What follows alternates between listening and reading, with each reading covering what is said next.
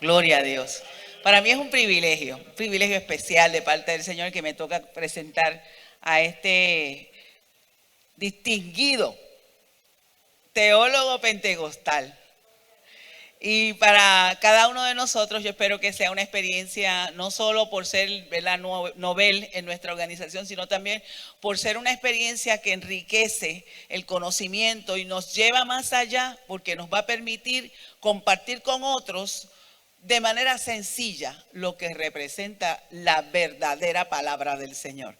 Y en esta mañana tenemos como el disertador principal en esta plenaria al doctor Samuel Sullivan, quien es profesor emérito de la Universidad Interamericana, es pasado profesor catedrático de Andover Newton, director del Centro de Estudios Teológicos Internacional y profesor adjunto de la Escuela de Medicina de Harvard.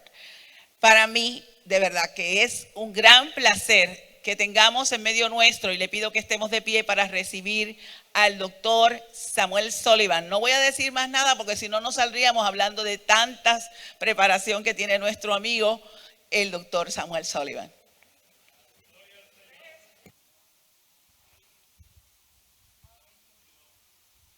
La paz y la gracia del Señor sea con cada uno de ustedes en esta linda mañana, y vamos a aprovechar que estamos en pie, porque el que merece que nosotros estuviésemos en pie es nuestro Señor. Padre Celestial, bendecimos tu nombre y a ti damos toda honra y gloria. Señor, celebramos esta ocasión tan especial a donde se inicia, Señor, este esfuerzo de educación continuada. Señor, mira cada uno de mis hermanas que se ha acercado a este lugar, aquellos que nos atienden a través de los medios, Señor, a través del internet. Señor, reconocemos tu presencia, la presencia de tu Espíritu Santo, pidiendo que tu Espíritu Santo sea el que nos guíe a toda verdad que se encuentra en ti. Señor, capacítanos no solamente para poder oír, sino pedimos que tu Espíritu Santo nos capacita, Señor, nos capacite para poder entender lo que estaremos oyendo. Y así, Señor, a ti damos toda honra y gloria por Jesucristo, nuestra bendita esperanza. Amén, amén. Se pueden sentar.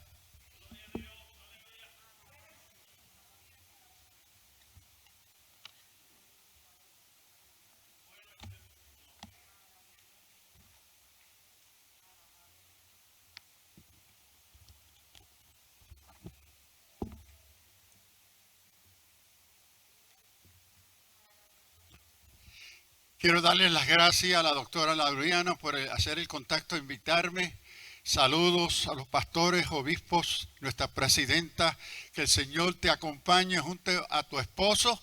Y qué lindo que ella pueda estar allí al lado de él y que nosotros podamos compartir en este día. Para mí, de veramente es un privilegio poder compartir.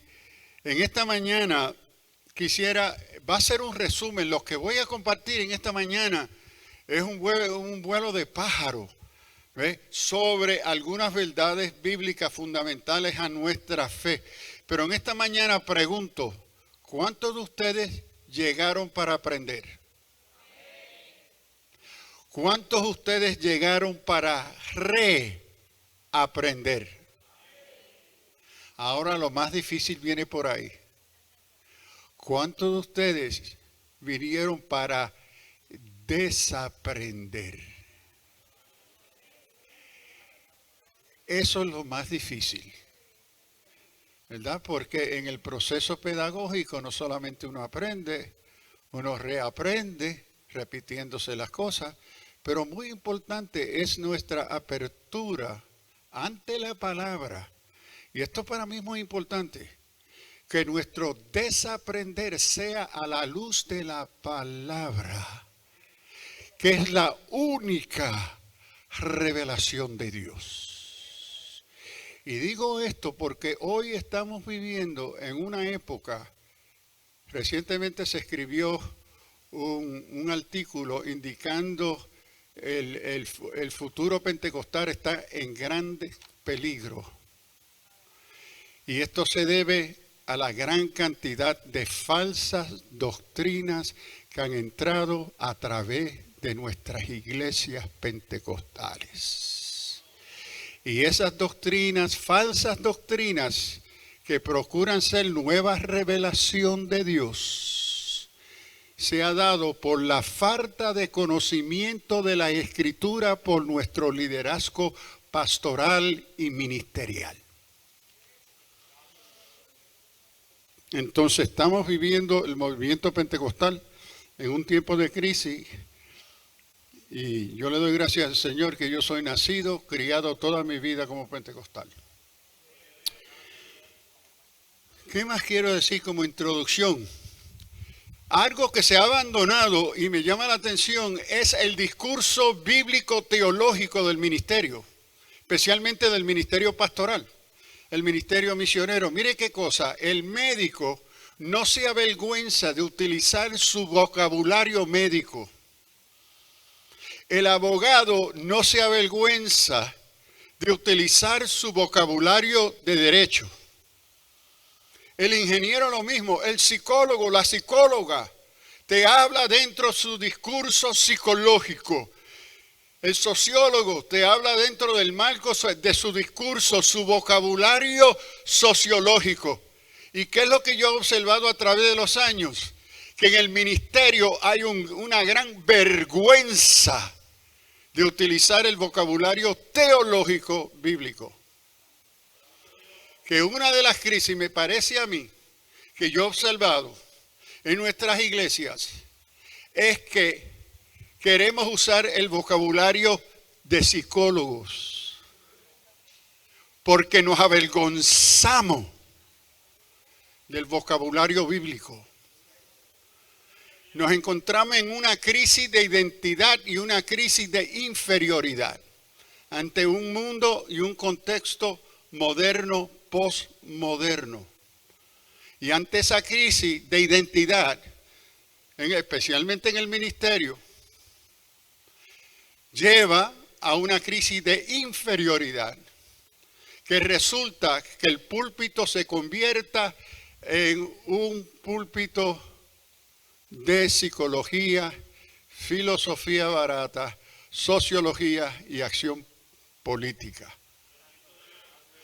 Por el vacío del contenido bíblico, teológico, de aquellos que nos llamamos ministros de la palabra. Estamos en crisis. Ahora, en esta mañana, esto va a ser sumamente breve. Déjenme seguir aquí. Quería mirar a 5 temas. Y lo que voy a hacer aquí y rápidamente resaltarlas en el sentido, 5 temas que son centrales a la identidad y misión de la iglesia cristiana. Oh, está en este lado. Sí, pero lo veo mejor aquí. déjeme cambiar esto un momentito. Ok, here we go.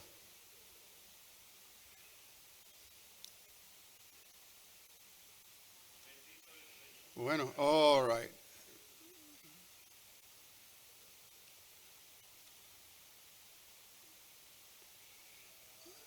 Mira, no quiere cambiar. Ok.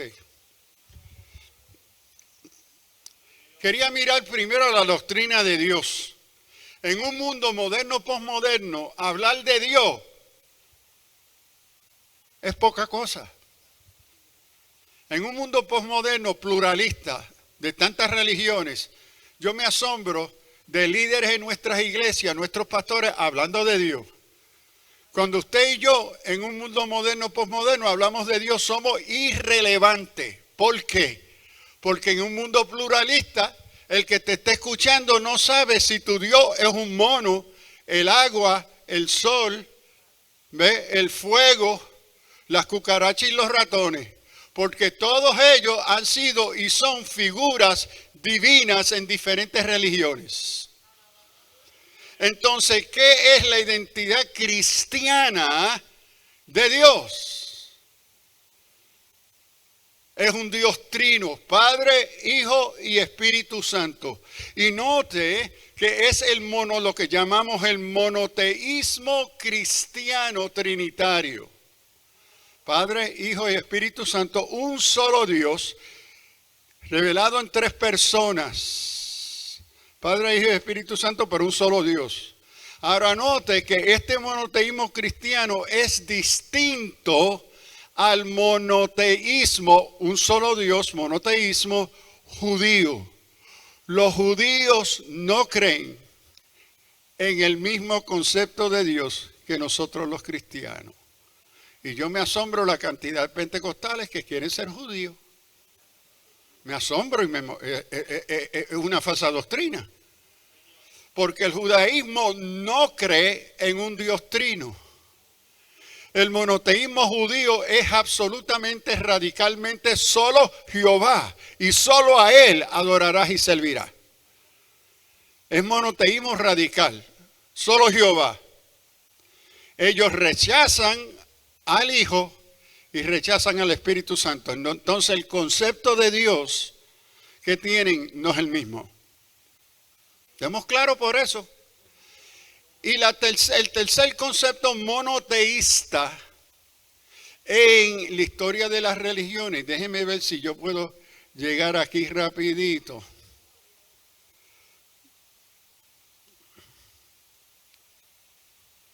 Ok. Aquí creemos que Dios es uno, revelador y creador. Ahora la tercera religión monoteísta es el Islam, la religión del Islam. Ahora, la religión islámica también es monoteísta. Creen en un solo Dios, Alá, y su profeta Mahoma, pero no es el mismo Dios. Y quiero enfatizar eso porque tenemos en nuestras iglesias pentecostales algunos maestros que están enseñando que el Dios de Alá es el mismo Dios de los judíos y de los cristianos. Es falso. Herejía. Ahora, la razón que ellos dicen eso, porque el Corán, en 3 ocasiones, en 3 suras del Corán, ellos dicen en el Corán, que es la Biblia de ellos, que el Dios de Israel, o el Dios del libro, que es el judaísmo y el cristianismo, servimos y adoramos el mismo Dios. Falso. ¿Por qué? El Dios de Israel, el monoteísmo judío, el monoteísmo trinitario cristiano y el monoteísmo islámico, todos tenemos un concepto de Dios trascendente, eterno, infinito, espíritu. Eso lo compartimos. Pero más importante o tan importante como eso es que el Islam no cree en un Dios inmanente. El judaísmo cree en un Dios inmanente. El cristianismo creemos en un Dios inmanente. Ahora, ¿qué quiere decir inmanente? Es el Dios que se identifica con su creación, que crea la creación a su imagen y semejanza. Es el concepto de Dios del verbo que se hizo carne. Es el Dios que ama, es el Dios de misericordia, es el Dios de esperanza. Todo eso se encuentra ausente del concepto musulmán de Dios. Alá nunca es inmanente. No hay nada en la creación con la cual se pueda identificar o compartir. Las buenas noticias del carácter inmanente fue y el verbo se hizo carne. El creador de cielo y tierra, trascendente, infinito, eterno espíritu, se hace carne y habitó entre nosotros, se identificó con nosotros y vivimos su gloria. Entonces, una cosa es que se comparta el concepto trascendente de lo divino. Otra cosa es quién en sí es ese Dios que se ha revelado y que es nuestro Salvador. Ahora, debo de afirmar que en la teología cristiana Dios siempre ha sido trino. Siempre. Es la naturaleza fundamental de Dios mismo. Padre, Hijo y Espíritu Santo, pero que por los propósitos de redención del plan de salvación, en el Antiguo Testamento se reveló como Padre. Ese mismo trino Dios más adelante se va a revelar como Hijo, y más adelante en la historia de redención se va a revelar la tercera persona, el Espíritu Santo. Pero Dios siempre ha sido y es y será trino. ¿Okay? Quiero seguir aquí.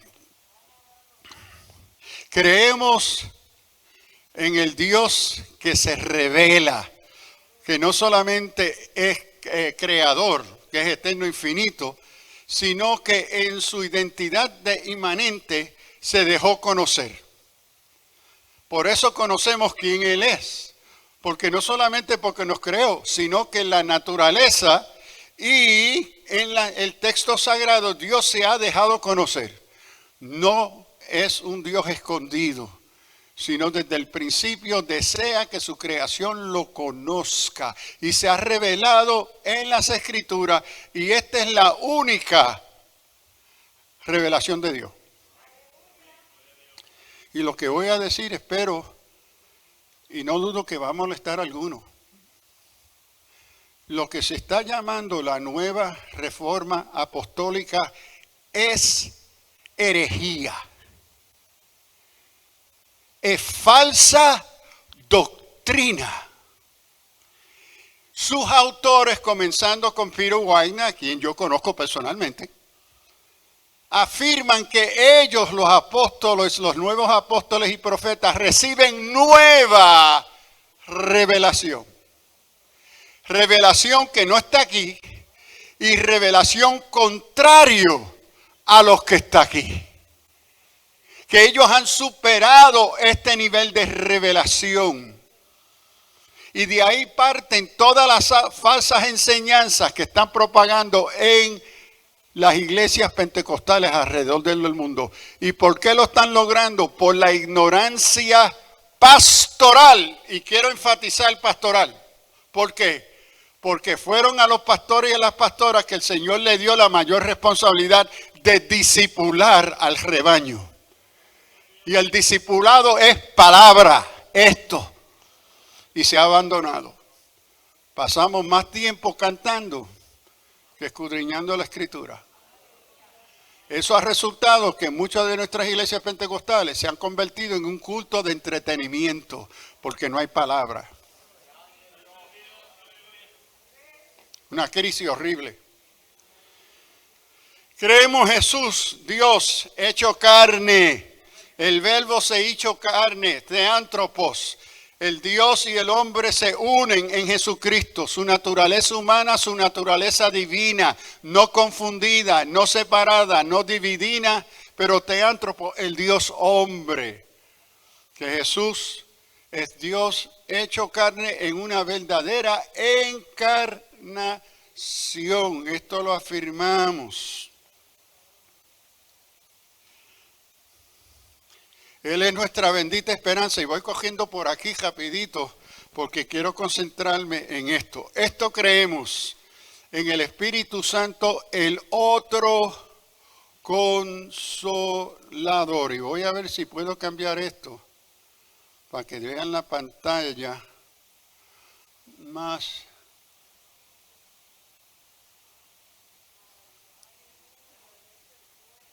Ok, ahí estamos. Un tema que supuestamente nosotros los pentecostales lo conocemos, ¿verdad? Yo estoy entrando en 56 años de ministerio. Yo comencé como pastor a los 19 años de edad. El Señor me llamó al ministerio a los 14 años de edad. ¿Y qué yo he observado? Que nosotros mencionamos mucho al Espíritu Santo y lo estudiamos poco. Y eso ha resultado en una serie de falsas doctrinas sobre la persona y obra del Espíritu Santo.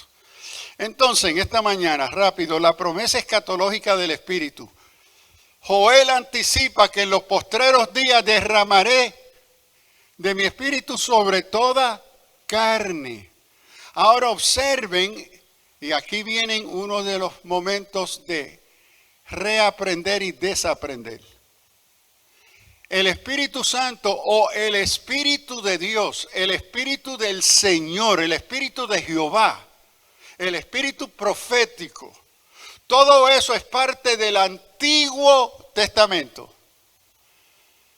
Ya dije que en el judaísmo hay un solo Dios, uno nada más, uno santo. La acción del Espíritu en el Antiguo Testamento no es la persona del Espíritu Santo. No son la misma cosa. ¿Por qué? Porque en el Antiguo Testamento el Espíritu Santo todavía no es revelado. Espíritu, ruach en el idioma hebreo, que es espíritu, es la extensión de el propósito de Dios. Dios desempeña su propósito creador a través del ruach que se movía sobre las aguas. El Espíritu de Jehová del Señor viene sobre los profetas, los jueces, los sacerdotes, los artesanos en el templo, porque es el Espíritu de parte de Dios, porque hay solamente un Dios, que desempeña, y que ese Espíritu viene, no es residente, viene por una ocasión, por otra, y se va. Y se va. Entonces, el concepto de Espíritu del Antiguo Testamento es distinto al concepto del Nuevo Testamento. En el Antiguo Testamento el Espíritu es aliento, viento, poder, energía, influencia.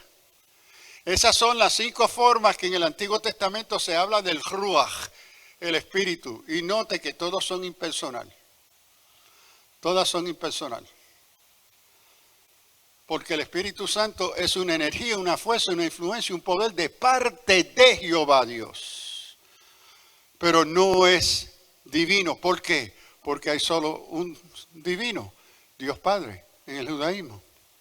Cuando llegamos al Antiguo Testamento, al Nuevo, Joel está anticipando algo diferente. Y leamos con cuidado aquí a Joel, y después de esto derramaré, me encanta esa palabra, porque en el Antiguo Testamento el Espíritu de Jehová, el Espíritu del Señor venía en gotera y se iba, pero Joel está anticipando el fin de los tiempos, el inicio del fin de los tiempos, la escatología, y dice que derramaré. Y no solamente sobre los exclusivos, sacerdotes, profetas, jueces. No. Derramaré de mi espíritu sobre toda carne y profetizarán vuestros hijos, vuestras hijas, vuestros ancianos, soñarán sueños, vuestros jóvenes verán visiones y también sobre los esclavos. Eso es lo que quiere decir lo que traducimos en español siervo. La palabra es esclavos. Y sobre las siervas, las esclavas, derramaré mi espíritu en aquellos días. Hablando en anticipo del día de Pentecostés. Y entonces, en el Nuevo Testamento, Joel anticipa que se va a derramar. Y lo que se va a presentar en el Nuevo es la persona del Espíritu Santo. No un viento, no un poder. Nosotros cantamos, dame poder, dame poder. Y a través de los años como pastor le decía a los hermanos, ¿usted quiere poder? Quiero poder. Mete el dedo en el enchufle. El Espíritu Santo no es un poder. Es una malísima interpretación del griego carismata y energemoton. Es el capacitador del cuerpo de Cristo. Porque mire, Cuando usted desenchufla el cable, sigue el poder. Y eso es lo que ha pasado con muchos, que van a la iglesia y se enchuflan.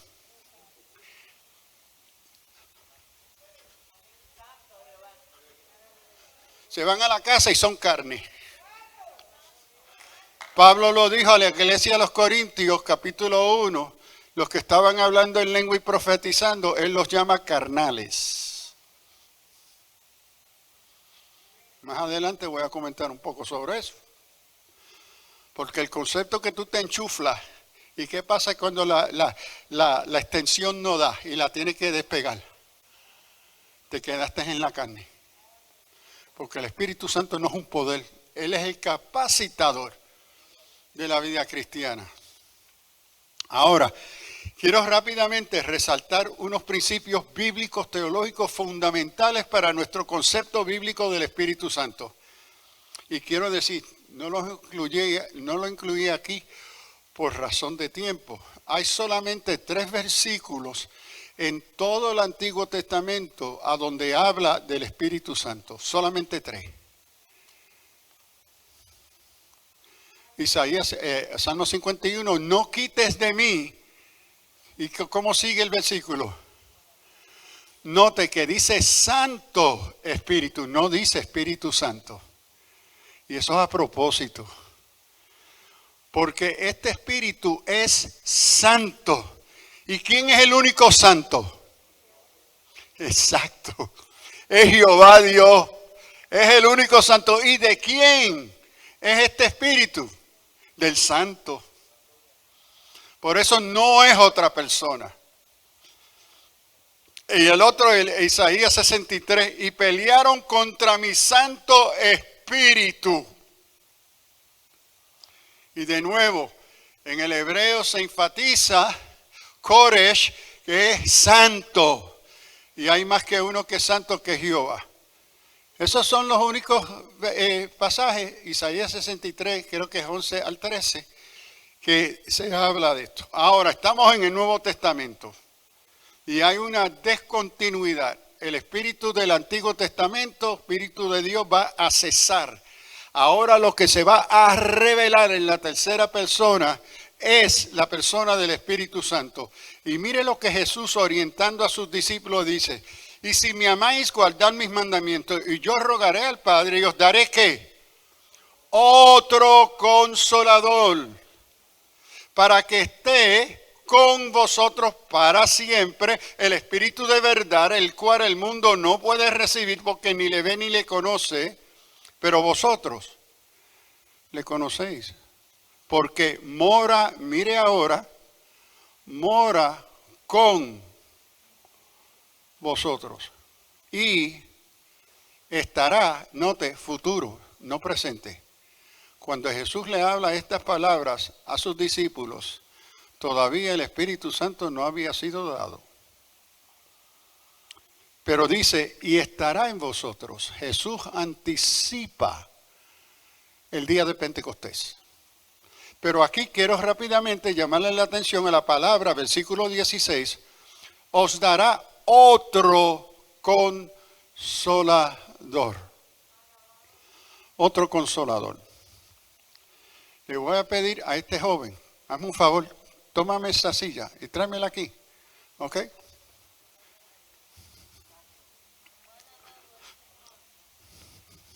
La palabra otro, pónmelo por aquí.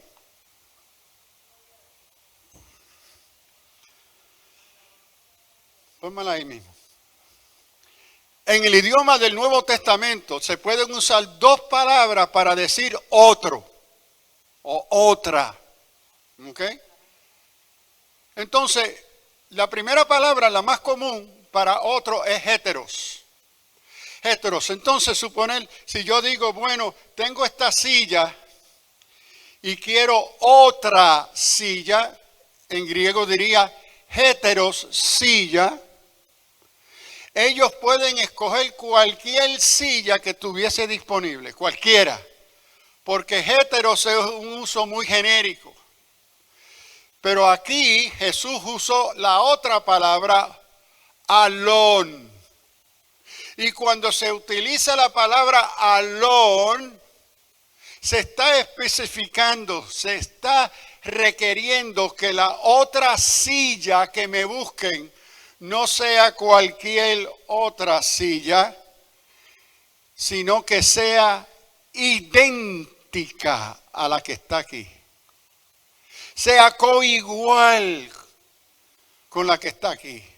Cualquier silla, porque usé la palabra alón, cualquier silla no vale.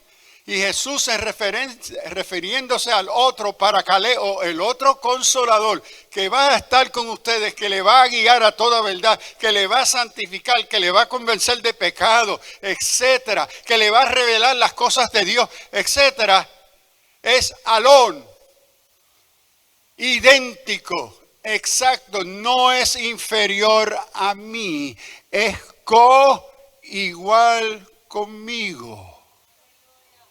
Y esto es muy importante para la doctrina del Espíritu Santo. En práctica, muchas veces nosotros tratamos al Espíritu Santo como un primo hermano de la Trinidad. Y no reconocemos su identidad divina, santa, eterna, trascendente, eminente, trascendente, omnipresente, omnisciente. No lo consideramos, pero es todo eso. Entonces estamos hablando que Jesús está preparando a sus discípulos a recibir el otro coigual, y aquí la palabra consolador, paracaleo, es la palabra el que te acompaña, es tu tutor, tu orientador, el que te guía a toda verdad, el que te santifica, es el que te convence de pecado. Y Él estará a tu lado, te revela las cosas de Dios hasta el fin de los tiempos, hasta que Cristo vuelva. Es este otro consolador, no es cualquier espíritu. Siguiendo, en Juan 16, 7 dice, pero yo os digo la verdad. Estamos hablando de la verdad. Y mire qué verdad el Señor nos dice aquí y nosotros nos hemos olvidado o lo hemos ignorado. Os conviene que yo me vaya. ¿Cuántos de ustedes creen en la resurrección corporal de Cristo? En la ascensión corporal de Cristo. ¿Cuánto espera que Él regrese en carne? Os conviene que yo me vaya. Y se fue, ¿verdad? Porque si no me fuera el consolador, el paracaleo, el Espíritu Santo, no vendrá a vosotros. Mas si me fuera, os lo enviaré. ¿Y qué es uno de nuestros coritos? Alguien está aquí y yo sé que es Cristo. Alguien está aquí y yo sé que es el Señor. Alguien está aquí y yo sé que es Cristo. Espérate, pero ¿qué me dice la Escritura? ¿A dónde está Cristo? ¿Y quién es el que está aquí? El Espíritu Santo es el que está en medio de la iglesia. El Espíritu Santo es el otro consolador, delegado, enviado por el Padre y el Hijo para acompañar, capacitar la iglesia, para revelarnos a Cristo, para poder confesar que ese Cristo ascendido y que volverá es nuestro Señor y Salvador. Pero el que está en medio de la iglesia es el Espíritu Santo. Y a veces cantamos coros y himnos que niegan la presencia del Espíritu Santo en la iglesia. Cantando sin discernimiento coros que no son bíblicos. Os conviene, porque si me quedo con ustedes, como ustedes quieren, porque ¿qué es el otro corito que los discípulos estaban cantando? Quédate, Señor, quédate, Señor. Y el Señor, no me quedo, me voy porque os conviene que yo me vaya. Porque, entre otras cosas, si me quedo, yo no soy omnipresente. Yo no puedo estar en todo lugar porque asumí la forma de carne. Estoy limitado por tiempo y espacio. entonces es necesario que yo me vaya, pero el Espíritu Santo es omnipresente y estará con mi iglesia donde quiera que se encuentre. Os conviene que yo me vaya. ¿Ok? Siguiendo rapidito, vemos en 1 Corintios 12, del 1 al 11, el carácter trinitario de la acción de los dones y los ministerios. Ahora bien, hay diversidad de dones, pero el Espíritu es el mismo. Hay también diversidad de ministerios, pero el Señor es el mismo. También hay diversidad de actividades, pero el mismo Dios es el que realiza todas las cosas en todos. Pero a cada cual es dado la manifestación del Espíritu para provecho mutuo. Y aquí Pablo resaltando la naturaleza de la acción trinitaria dentro del repartir de los dones y los ministerios. Ahora, aquí es que yo me quiero detener un ratito. Wow, tengo 20 minutos. El Espíritu Santo se le llama don en el libro de los Hechos. En Hechos 2:38, Pedro le dijo, arrepentíos y bautícese cada uno de vosotros en el nombre de Jesucristo para el perdón de pecado y recibirás ¿qué? El don, mayúscula, del Espíritu Santo. Ese fue el primer Pentecostés. El segundo Pentecostés. Hechos 8, 14, 17. Y cuando los apóstoles que estaban en Jerusalén oyeron que Samaria había recibido la palabra de Dios, enviaron allá a Pedro y a Juan, los cuales habiendo venido oraron por ellos para que recibiera ¿el qué? El Espíritu Santo, la persona del Espíritu Santo. Porque aún no había descendido sobre ninguno de ellos, sino que solamente había sido bautizado en el nombre de Jesús. Entonces le pusieron las manos y recibieron que el Espíritu Santo. Eso era el segundo Pentecostés. Tercer Pentecostés. Hechos 10:45. Y los fieles de la circuncisión que habían venido con Pedro se quedaron atónitos que también sobre los gentiles se derramase el don del Espíritu Santo. Y este es el centurión romano Cornelio, el tercer derramamiento del Espíritu Santo entre los gentiles. Hechos 11:17. Si Dios pues les concedió también el mismo don que a nosotros, refiriéndose a los judíos, cristianos reunidos en Jerusalén, que a nosotros que hemos creído en el Señor Jesucristo, ¿quién era yo que pudiese estorbar a Dios? Este es el reporte de Pedro al concilio de Jerusalén, que los gentiles también recibieron el mismo don que ellos habían recibido en el día de Pentecostés. El don. Note, en ninguno de estos 4 pasajes te está hablando de dones. No te está hablando de nada aquí de dones. El don es la tercera persona de la Trinidad, el otro consolador. Eso fue lo que la iglesia recibió en el día de Pentecostés. Ahora,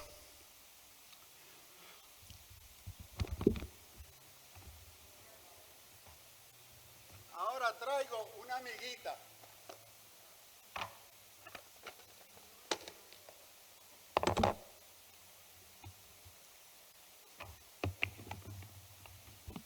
Para ilustrar lo siguiente, por 12 años estuve viajando a Rusia para fundar el Colegio Pentecostal Eurasian Theological Seminary en Moscú, Rusia, como el profesor de teología. Fui el cofundador de ese seminario.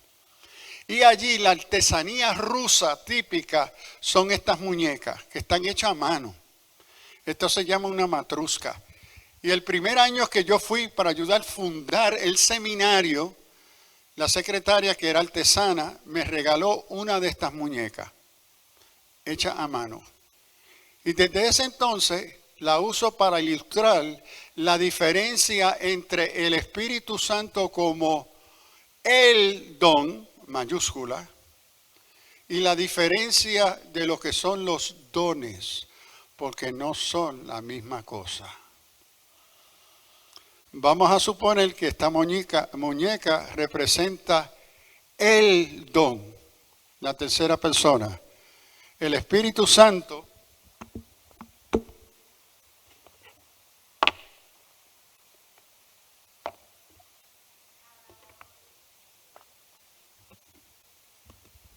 trae y reparte dones.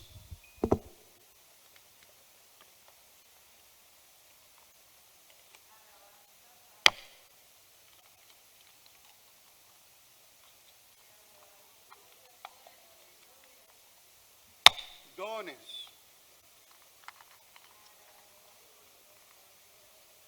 Dones.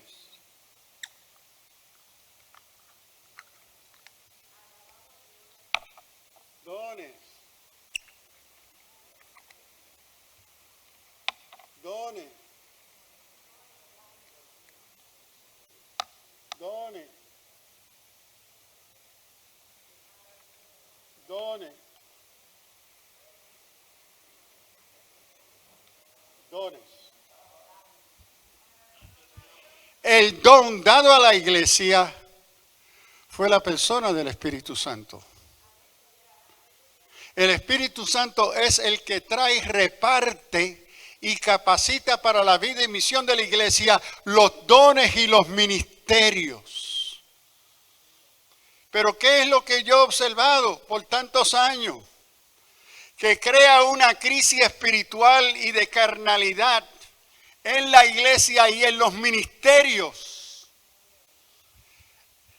Es que hemos asumido que los dones son la evidencia que yo estoy lleno del Espíritu Santo. Y hemos establecido una equivalencia que este don equivale a esto. Y es falso. Ninguno de los dones o ministerios es el Espíritu Santo. Es el Espíritu Santo trabajando en uno, a través de uno y a pesar de uno, pero esto no es una equivalencia. Y lo que ha sucedido en estos meses, hemos oído de unos escándalos de grandes líderes que han caído en unas condiciones horribles de inmoralidad. Y a través de los tiempos lo hemos visto. Y uno se pregunta, pero ¿cómo es posible? Si esta persona habla en lengua, esta persona tiene el don de sanidad, esta tiene el don de milagro. ¿Cómo es posible que fácil abandonaron su relación con el don, el Espíritu Santo? Y se quedaron con los juguetes. Y por estos dones no mantener una relación de intimidad con el Espíritu Santo, Pablo nos dice que la manifestación de estos dones se convirtió en una manifestación de la carne. Y uno de los grandes peligros, le digo como pastor, que yo he visto en mis congregaciones como pastor, y me preguntaba, pero Señor, ¿cómo es posible que estos hermanos con estos ministerios, estos dones, son unos carnales? Aquí está. Porque yo nunca le enseñé como pastor la diferencia entre los dos. Y entonces, ¿qué sucede? Que estos dones se convertían en la prueba que yo soy espiritual.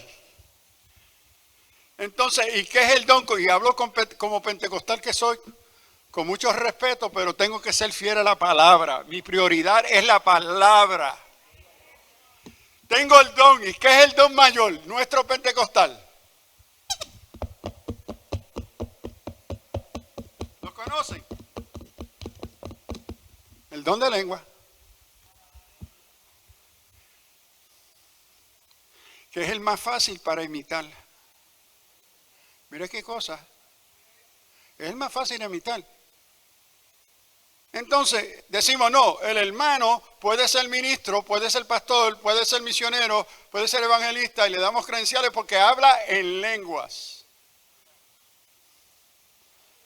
Estoy hablando de un caso. Yo fui obispo de mi concilio en Nueva York y yo tuve que bregar con un hermano, gran misionero, predicador, danza en el espíritu, habla en lengua, y lo que descubro más tarde como presidente es abusaba y le pegaba a su esposa. ¿Y cómo me va a decir que ese hombre por hablar en lengua estaba lleno del Espíritu Santo? ¿Por qué? Eso estaba sucediendo porque tenía este don, pero se había separado de su relación íntima con el don, el Espíritu Santo.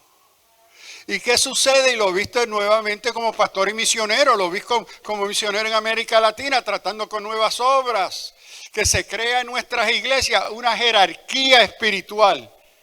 Yo quiero el don de lengua, quiero el de milagro y quiero el de sanidad divina. Eso me hace un súper pentecostal. Ahora, ¿qué es esto? Esto es jerarquía, esto es orgullo, estos conceptos de superioridad. Yo soy superiores a los que no tienen estos dones y ministerios. Esto no es fruto del Espíritu Santo. El Espíritu Santo no te da un sentido de orgullo. El Espíritu Santo no produce en ti un sentido de superioridad espiritual. No, porque ahora yo soy apóstol, soy obispo. Me tienen que respetar. ¿Qué dice la Escritura? Pablo, esclavo de Jesucristo, llamado al desempeño apostólico. Mi identidad es esclavo porque Jesús es mi Señor. Y la tarea al cual Él me ha dado a servirle a Él es servir en el desempeño del apostolado. Pero la prioridad, la jerarquía no está en mi apostolado, está en mi identidad como esclavo de Jesucristo.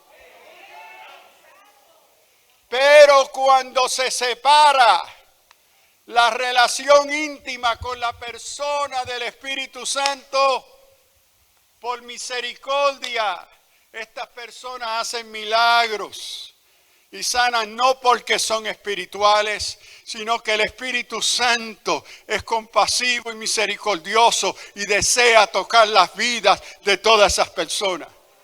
Pero no se debe a la santidad de esos individuos. Pablo lo entendía muy bien, que en la iglesia hay tres tipos de personas. El natural que viene visitando que desconoce el Evangelio. Está el carnal que conoce el Evangelio pero todavía no vive en el Espíritu. Y el tercero es aquellos espirituales que viven una vida cotidiana dirigida y capacitado por el Espíritu Santo. La persona, y Él te dice, procura los mejores dones, pero el que lo decide es el Espíritu Santo.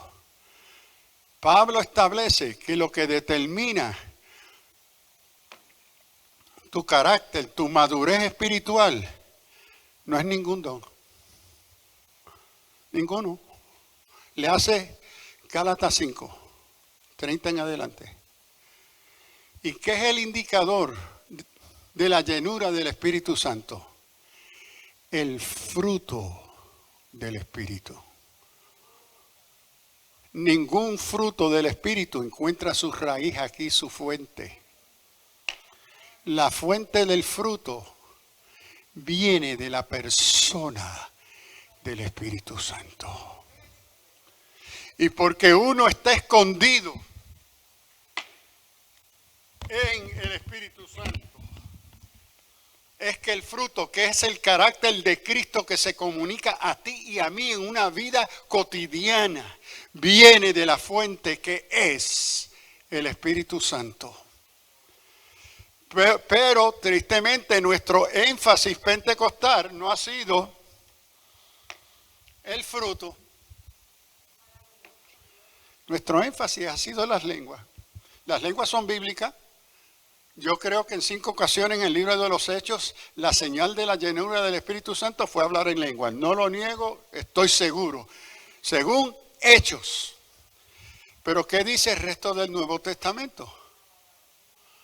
Porque el Espíritu Santo no solamente se reveló en el día de los Hechos. Se dio a través, especialmente, ¿quién es el que va a ser el maestro sobre el Espíritu Santo? Pablo. Él es el que tenía la tarea de enseñar e instruir la iglesia sobre la persona y obra del Espíritu Santo. Sin embargo, no hemos ignorado las cartas de Pablo sobre el Espíritu Santo, especialmente la carta a los Corintios. La hemos ignorado. Y lo que Pablo va a resaltar en su carta a los Gálatas, que la evidencia externa, clara, incuestionable, que uno está lleno del Espíritu Santo, es el fruto del Espíritu. Ningún don puede producir el fruto del Espíritu. Solamente la persona del Espíritu Santo. Y entonces el Espíritu Santo reparte, entre otros dones, lenguas y señales de esa presencia del Espíritu, porque yo lo creo, pero necesito considerar todo el gesto de la enseñanza del Nuevo Testamento. Entonces, parte de la crisis que tenemos en las iglesias es que hay una jerarquía de espiritual local de aquellos que se hacen los más que mandan porque tienen dones. O porque viene alguien con el don de sanidad o milagro. ¡Oh! ¡Qué espiritualidad! ¿Qué es esto? Y carece de discernimiento espiritual. Esa persona hablando en lengua, y lo digo como experiencia de pastor, le he tenido, hermano, cállese, siéntese. Usted está en la carne. Muchas lenguas. Y mire qué cosa, y voy a cerrar con esto para algunas preguntas si hay tiempo. Yo no sé si usted se ha dado cuenta, comienzan a danzar en el espíritu, a hablar en lenguas, y Pablo dice, hágase todo decentemente en orden. Y voy y le digo, hermano, hermana, si usted quiere seguir hablando en lengua, porque no hay interpretación de lengua, y Pablo dice que si no hay interpretación de lengua, cállate. No interrumpa la adoración. ¿Cuántas veces he llegado a los hermanos y le he enseñado a los diáconos de mi iglesia, donde he pastoreado, cuando eso suceda, acércase con mucho respeto y pídale al hermano o a la hermana que le acompañe al cuarto de oración? Porque como no hay interpretación de lengua, no debe de estar hablando en lengua, debe de callarse. Pero como quiere seguir, invítelo al al cuarto de oración, porque en el cuarto de oración, estando ellos solos, pueden danzar y hablar cuanta lengua hay, porque no interrumpen la adoración de nadie. Vaya ya, no, porque dice, no, porque me agajó el espíritu y yo no me puedo parar. Ok, no puede parar, vamos para el cuartito. En 7 pastorados a través de 55 años, nunca han aceptado ir en un cuartito. Es que quieren pantallar, quieren pasarse como espirituales y desobedecer la palabra y decir que están siendo dirigidos por el Espíritu Santo. De un espíritu sí, pero ¿cuál espíritu será? Probar los espíritus, porque no todos son de Dios. Entonces, por ignorar la enseñanza de las Escrituras sobre estas cosas, sobre la persona, sobre el don, sobre los dones, sobre el fruto, sobre el discernimiento espiritual, nuestras congregaciones sufren confusión y el enemigo se aprovecha por la falta de conocimiento de la verdad revelada en la Escritura. No la costumbre, no la tradición pentecostal, sino la verdad revelada en la palabra. La experiencia pentecostal, la tradición pentecostal no es palabra de Dios. Debe de ser un reflejo de la verdad de la palabra de Dios. Pero necesitamos volver a restaurar la prioridad de la palabra en nuestras iglesias. Pastores, les reto, cuenten en este próximo mes cuántas horas ustedes pasan cantando y compárelo a los minutos de la instrucción bíblica durante ese mismo mes. Estamos en el peligro de convertir nuestra adoración en entretenimiento, reducir todo a emociones y música. Y si no hay música, no hay culto. Mire qué contradicción.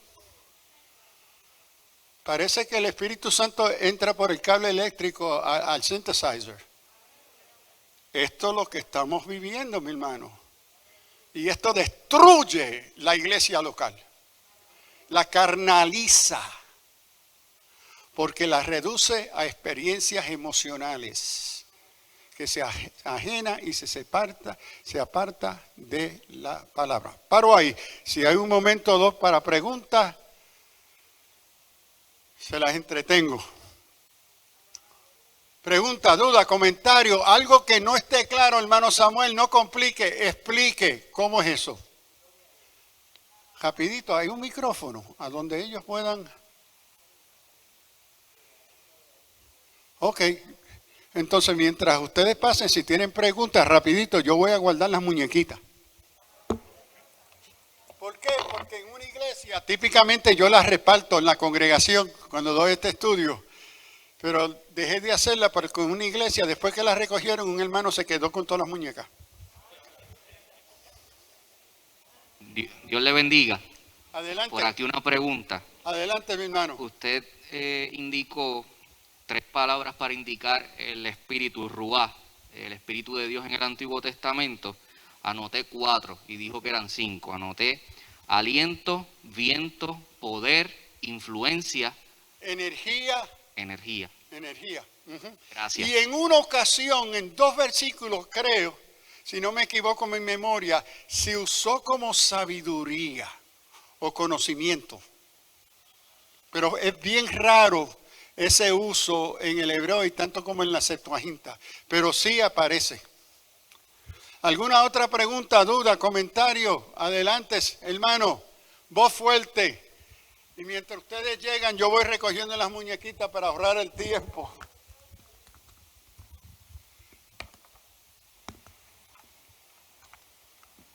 Amén. Dios le bendiga, amados hermanos.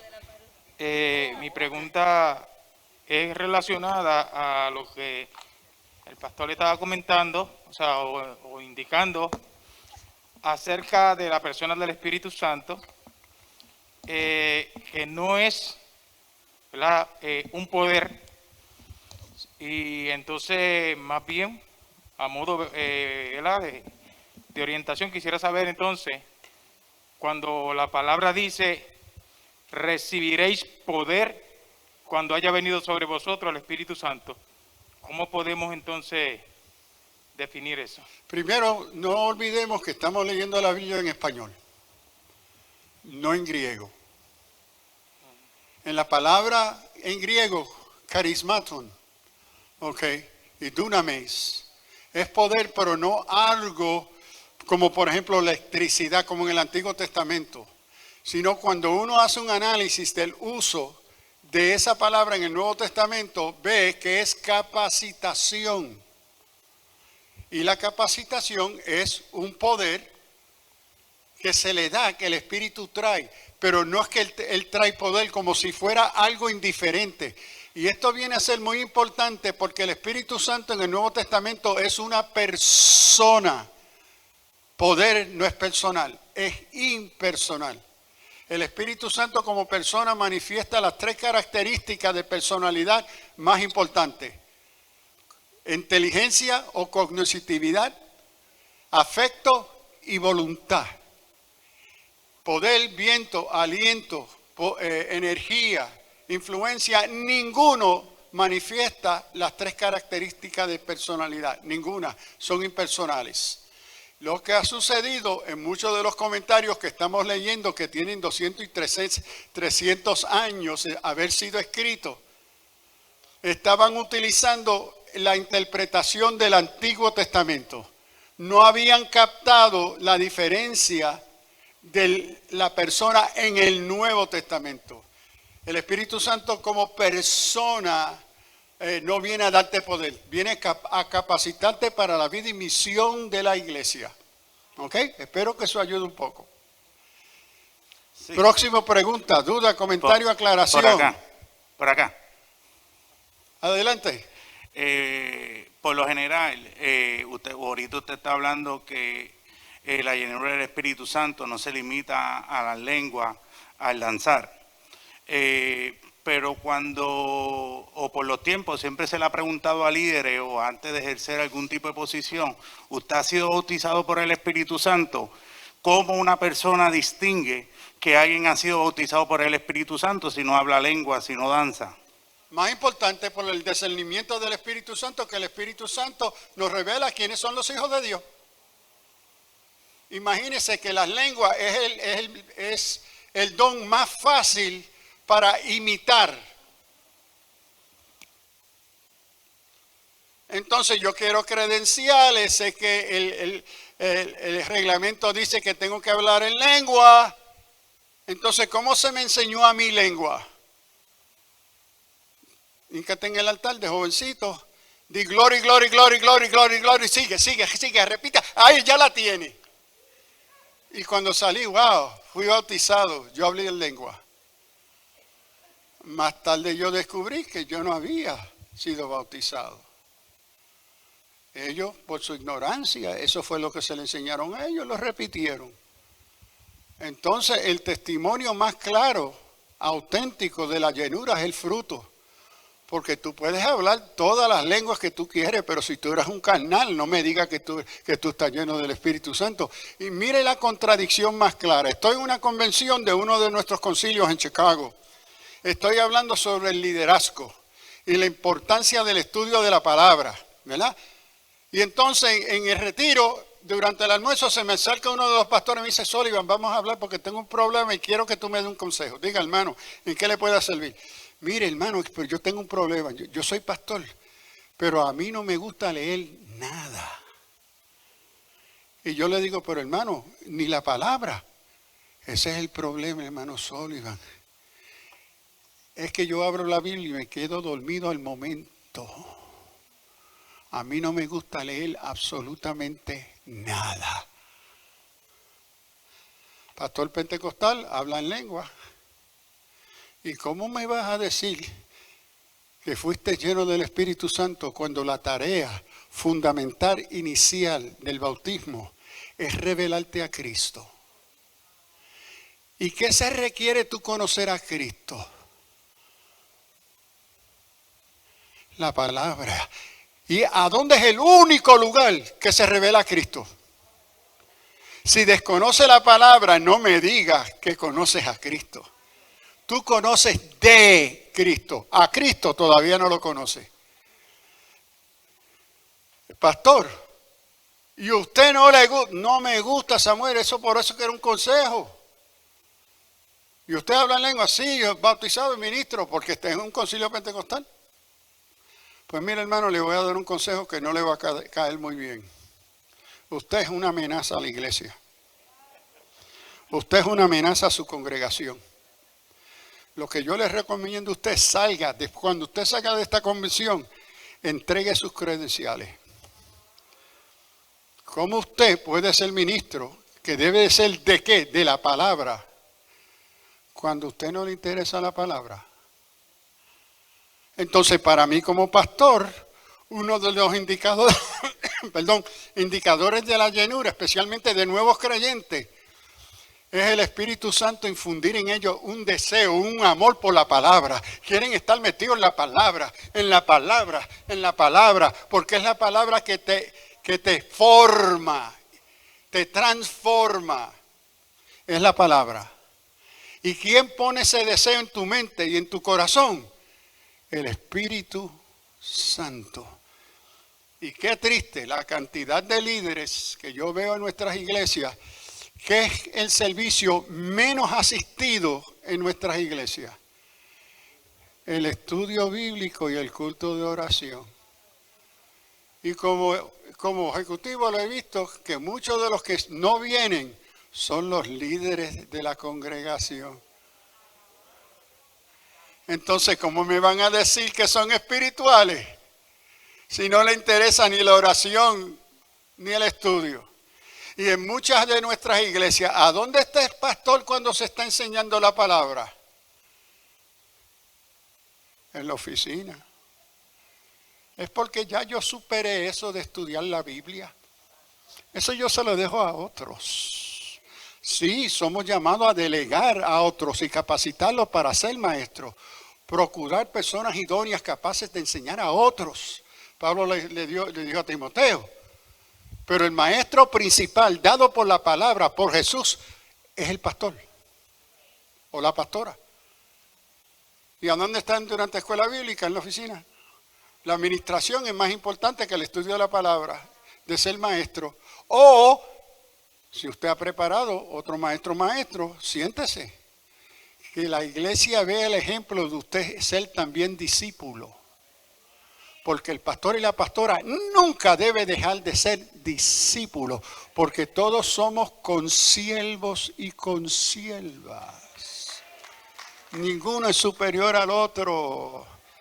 Si hay una última pregunta, aquí adelante, porque ya tengo entregar. Yo sé que me pasé, perdona, hermana Laureana. Dios les bendiga a todos. Pastor, Dios con mucho bendiga. respeto, quería preguntar, cuando nos presenta el versículo donde Jesús dice, os conviene que yo me vaya, porque si no, no vendría el Espíritu Santo. Entendemos que Dios es uno en esencia, ¿verdad? Y que el Hijo y el Espíritu Santo son uno juntamente con Él. Yes. Entonces, yo entiendo que si cantamos, ¿verdad? Usted me va a corregir nuevamente. A lo mejor porque llegué un poco tarde. Cuando nosotros cantamos, Jesús está aquí, pide lo que quiera. Siempre hemos entendido, o por lo menos hasta hoy, el día de hoy, que la divina Trinidad está envuelta dentro de cuando se canta ese cántico. Estamos invocando o estamos adorando a la Trinidad como tal. Lo que pasa es que tenemos el nombre de Jesús, porque Él fue el que murió, el que nos salvó, el que nos redimió. ¿Nos puede explicar eso un poquito, por lo menos a mí un poco mejor? Porque como que estoy en agua. Mi respuesta sí es usted, y sí y no. Primero el sí. Dentro del concepto bíblico nuevo testamentario de la Trinidad económica y la Trinidad antológica, o sea, son dos formas en que la Trinidad se revela en la Escritura. Usted tiene razón. Porque la obra del Espíritu se une con la obra de Cristo y la obra de Dios Padre en una obra. Y en ese sentido, lo que nos dice la Escritura es el que nos revela a Dios es el Espíritu Santo. El que nos revela a Cristo es el Espíritu Santo. Nadie puede confesar que Cristo es Señor sino por el Espíritu Santo. Entonces, en la revelación trinitaria, que son una, y usted tiene la razón, es una, pero en el Nuevo Testamento, no Nuevo Testamento, desde Génesis a Revelación se da lo que se llama la Trinidad económica. La Trinidad económica es que por los propósitos de redención se reveló primero el Padre, se va a revelar en el desempeño de justificador, reconciliador, redentor y salvador al Hijo. Y entonces se va a revelar y se va a dar por el Padre y el Hijo al Espíritu Santo. Ahora, esa secuencia se da en la historia, porque Dios es eternamente trino, pero revela su identidad trinitaria a través de la revelación progresiva. Entonces, en relación a la revelación progresiva, a la persona del Espíritu Santo, que es el que fue dado a guiar y capacitar la iglesia, se le da la tarea mayor pública de revelarnos a Dios y a Cristo, santificarnos, etc. Pero en esa acción, eso se llama pericorosis. Y el pericorosis de la Trinidad es la counidad de las tres personas en todas sus acciones. ¿Ok? Y lo que se llama también el communicatum idiomatum, a donde cada uno comparte sus identidades con el otro porque es un solo Dios. Pero eso es al nivel teológico. Al nivel cotidiano de la iglesia, lo que se revela es esa jerarquía de Padre, Hijo y Espíritu Santo. Cada uno de ellos se le reconoce unos ministerios o funciones, pero no es que está funcionando solo, y en eso usted tiene la razón. Entrego, Dios le bendiga, Dios le guarde y le felicito por este esfuerzo, que siga adelante con esta necesidad que tenemos de educación continuada.